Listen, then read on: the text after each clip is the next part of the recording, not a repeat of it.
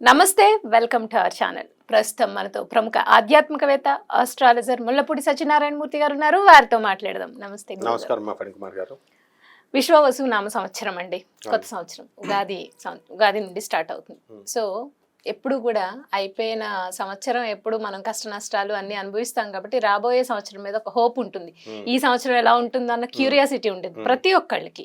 So అందుకని మనం విశ్వవసు నామ సంవత్సరంలో ఓవరాల్ గా ఎలా ఉంది, అన్ని రాసుల వారికి అందరికీ ఎలా ఉంది అనేది మాట్లాడుకుని దాంతో పాటుగా రాశి ఫలితాలు కూడా చేద్దామండి. ఫస్ట్ ఓవరాల్ గా మీరు అసలు ఎలా ఉందో చెప్పి తర్వాత మేషరాశి వారికి ఎలా ఉందో చెప్పండి గురుగారు. అలాగే విశ్వావసు నామ సంవత్సరం అంటే అందరికీ సంపదలనిచ్చే సంవత్సరం అని అర్థం. సూపర్. అసలు లాస్ట్ ఇయర్ 2024 సంవత్సరం అంటే క్రోధి నామ సంవత్సరం. అందరూ కోపతాపాలతో కోర్టులకి భార్యాభర్తలు గొడవలు జరిగినాయి. వాళ్ళందరూ ఇప్పుడు రీకన్సిలేషన్కి వచ్చేసి ఈ సంవత్సరంలో 50% ఆఫ్ ద పీపుల్, దంపతులు, కపుల్స్ వీళ్ళంతా కూడా కలిసిపోతారు. 50% ఆఫ్ ద సివిల్ కేసెస్ ఇవన్నీ కూడా ఎవరి పొలాలు వాళ్ళకి వచ్చేయడం, హాస్టల్ కోర్టులో కేసెస్ అయిపోవడం జరుగుతుంది. ఈ సంవత్సరం రాజు సూర్యుడు, మంత్రి చంద్రుడు. కాబట్టి ఇంకేం కావాలి మనకి? రాజు కరుణామయుడై ఉంటాడు. అంటే రవి ఇప్పుడు కూడా స్ట్రిక్ట్ గా ఉంటాడు కానీ లోపల చాలా కరుణ ఉంటుంది. అందువల్లనే ఆ సూర్యనారాయణమూర్తి సింహరాశి వాళ్ళు, వీళ్ళకి ఏంటంటే వాళ్ళని ఎదురించకూడదు మనం. అందువలన ఈ యొక్క సంవత్సరంలో మనము ఎలా ఉంటుంది అంటే రాజు మంచివాడై ఉన్నాడు, మంత్రి చంద్రుడై ఉన్నాడు కాబట్టి, మళ్ళీ సైన్యాధ్యక్షుడు రవి అయి ఉన్నాడు కాబట్టి మనం ఈ సంవత్సరం బ్రహ్మాండంగా ఉంటుంది. భూకంపాలు ఉండవు, అస్సలు ఉండవు. ఏదో చిన్నది ఏ మూలనో ఎప్పుడో వస్తాయి కానీ మేజర్ గా ఉండవు. వర్షాకాలం మనకు రాబోతుంది, పుష్కలమైన వర్షాలు వస్తాయి. ఎందువల్లంటే ఏమండి రవి గట్టిగా ఉన్నాడండి అందుకని రావేమో అండి అనుకుంటారు, కాదు. నెక్స్ట్ ఈ కోర్టు లావాదేవీలు కలిసిపోతారు, విద్యార్థులు తెగ చదువుతారు, విదేశాలకు వెళ్ళేటటువంటి వాళ్ళ సంఖ్య ట్రంప్ వచ్చాడని తగ్గుతుంది అనుకుంటున్నారు కదా, ఏమీ తగ్గదు, పెరుగుతుంది. ఇంకా వీసాలు కూడా వస్తాయి, విదేశ వలసలు ఎక్కువ జరుగుతాయి. అండ్ చేపల రొయ్యల చెరువులు బాగా పెడతారు జనం. ఇంతకుముందు చేపలు టపీమని చచ్చిపోయే రొయ్యలు, ఇప్పుడు అలాంటివి ఉండవు.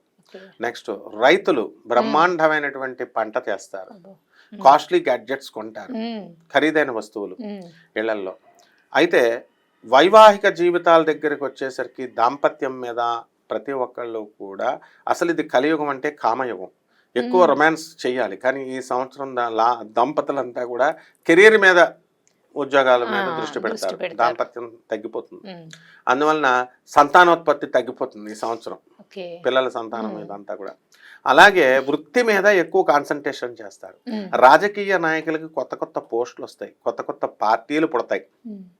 అలాగే ఇప్పుడు సినీ ప్రముఖులు ఉన్నారు కదా, వీళ్ళంతా కూడా మంచి పేరు తెచ్చుకుంటారు, కొన్ని సినిమాలు హిట్ అవుతాయి, మీడియా రంగంలో అద్భుతాలు సృష్టిస్తారు. అండ్ Y2K వచ్చేసింది, ఇప్పుడు డీక్సీక్ ఇలాంటి సాఫ్ట్వేర్లు వచ్చేసినాయి. అందువలన మనకి ఫ్రీగా మనకి ఈ యొక్క ఆర్టిఫిషియల్ ఇంటెలిజెన్స్ లో మనం అద్భుతాలు సృష్టిస్తాం. అంటే ఫ్రీగా యాప్స్ రాగానే చూస్తారు, ఇంతకు ముందు మనం మినిమం సబ్స్క్రిప్షన్స్ పెట్టి చూడాలి.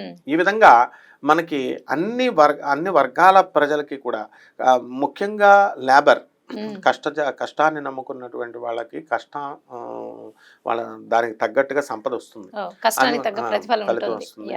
అండ్ యాంకర్లు, సినిమా హీరోయిన్ లాగా వాళ్ళ యొక్క చార్మ్ పెరుగుతుంది. అండ్ ఈ సంవత్సరం అంతా కూడా డామినేషన్ అన్నమాట. అంటే ఎవరి వృత్తుల్లో వాళ్ళ డామినేషన్. అలాగే ఫ్యామిలీలో లేడీ డామినేషన్ ఎక్కువ అవుతుంది, మంత్రిత్వం చేస్తారు భార్యలు. ఇంతకుముందు పాపం భర్తలను ఎలా కంట్రోల్ చేసుకోవాలో తెలియక వాళ్ళు మామూలుగా డైరెక్ట్ అడుగుతారు.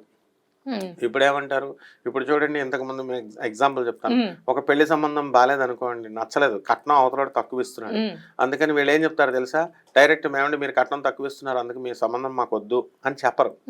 ఏమండి ఫలానా జ్యోతిష్కుడు చెప్పాడండి, మా జ్యోతిష్కుడు వద్దని అన్నారండి, కలవలేదండి అని ఎలా తోసేస్తారో. ఇది వరకు సినిమాకి తీసుకెళ్ళు, నగల కొను, చీరలు కొను అని అడిగేవారు పాపం ఆడవాళ్ళు. ఇప్పుడు అట్లా అడగరు అన్నమాట. ఇప్పుడు ధనత్రయోదశి వచ్చింది, నువ్వు బంగారం కొనిపెట్టాలా, కుబేర ఇది కొంటే నువ్వు కోటీశ్వరుడు అవుతావు, లేదంటే నీ ఉద్యోగం ఊడిపోతుంది అని ఒక సింపుల్ గా మంత్రిత్వం. చంద్రుడు కదా చెప్పగానే వీడికి నిజంగానే సాఫ్ట్వేర్ రిసెషన్ లో ఉంది, ఎక్కడ ఉద్యోగం ఊడిపోతుందో అని చెప్పి భయం వేసి వీడు కొంటాడు. అలాగే చీరలు, ఒక కొత్త పండగను సృష్టిస్తారు అవసరమైతే. ఆ పండగతో చక్కగా ఈ చీరలు కొనాలి ఇలాంటి రూల్స్ అన్నీ కూడా అంటే తెలివితేటలతో కుటుంబాన్ని మహిళలు సరిదిద్దుకుంటారు.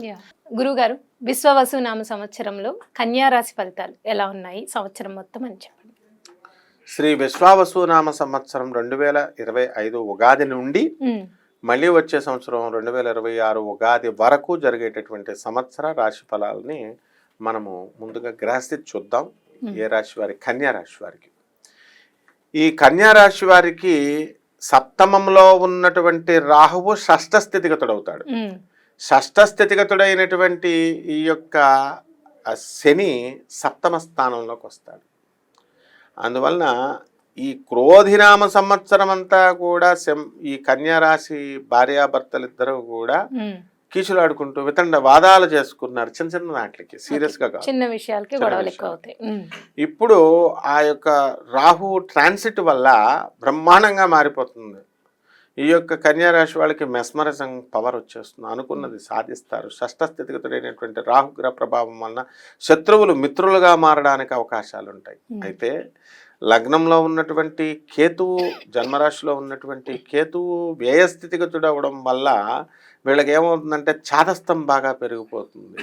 అంటే కడిగిన గిన్నెలే 4 సార్లు కడగడము, అడిగినదే మర్చిపోవడము, ఇలాంటివి జరుగుతూ ఉంటాయి అన్నమాట. అయితే ఇక్కడ ఉన్నటువంటి గురుడు గ్రహము భాగ్యస్థితిగతుడైనటువంటి గురువు దశమంలోకి వస్తున్నాడు. దశమంలోకి వచ్చినటువంటి గురుడు డాంబికమైనటువంటి ఆచారాలను ఇస్తాడు, కానీ లక్ష దోషాలను హరిస్తాడు.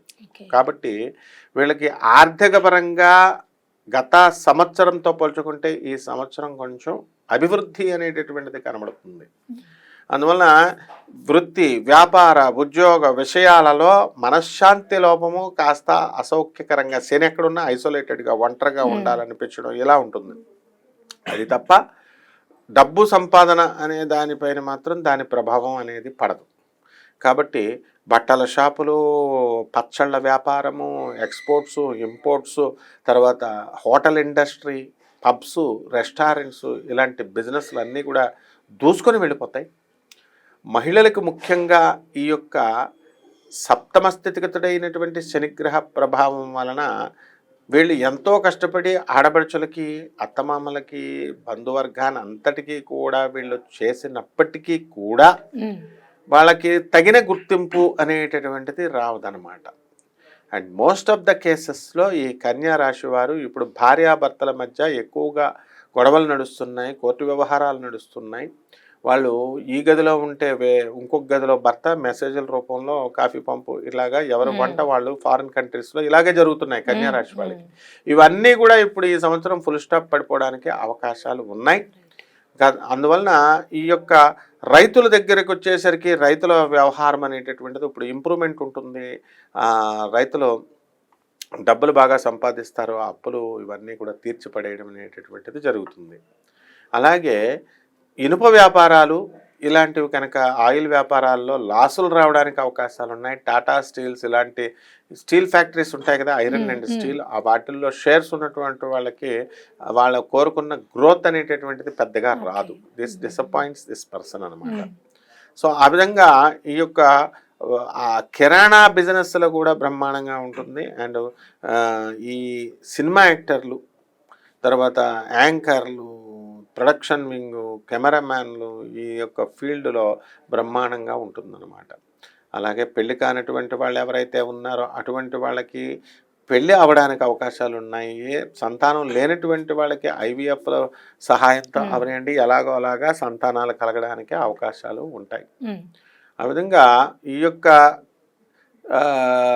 రాశి వారంతా కూడా, ఈ కన్యా రాశి వారు నిశ్చితార్థాలు ఇవన్నీ కూడా పెట్టుకోవడం జరుగుతుంది. అంటే వివాహానికి తగ్గట్టుగా మళ్ళీ అంత ఖర్చు చేసి మరి మనకి ఈ యొక్క నిశ్చితార్థాలు అనేటటువంటి జరుగుతాయి. ఆదాయాలకు పోటీగా రెండు కూడా బరాబర్ సమానంగా ఉన్నాయన్నమాట. ఆదాయ వ్యయాలు అయినప్పటికీ కూడా ఖర్చు ఎక్కువగా వీళ్ళు పెట్టడం అనేటటువంటిది ఉంటుంది. రాజ్య పూజ్యత ఎక్కువగా ఉంటుంది.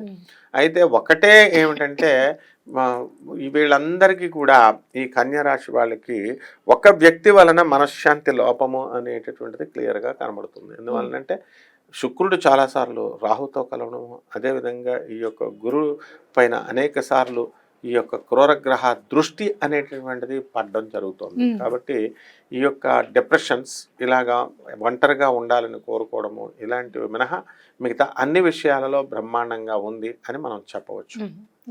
అయితే కన్యా రాశి వారికి ఈ విశ్వవసునామ సంవత్సరం మొత్తం కలిసి రావాలంటే వారు పాటించాల్సిన పరిహారాలు ఏంటి, అలాగే వారికి కలిసి వచ్చే రంగు, అదృష్ట సంఖ్య, కలిసి వచ్చే రోజు, పఠించాల్సిన మంత్రం గురించి చెప్పండి.